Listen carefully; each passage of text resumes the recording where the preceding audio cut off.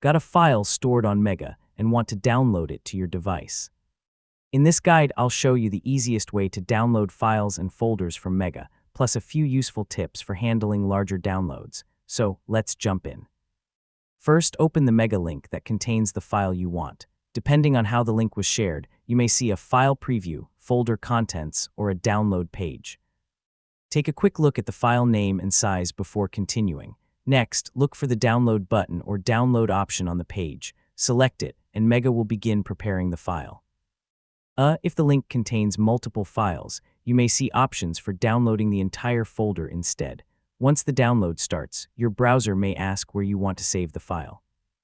Choose a location that's easy to find, such as your Downloads folder or a dedicated project folder.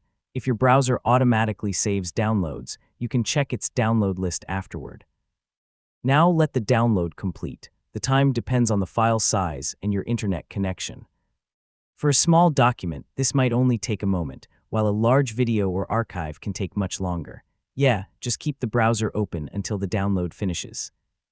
After the download finishes, open your browser's download list or go directly to the folder where you saved the file. Find the downloaded item and check that the file name and size look correct.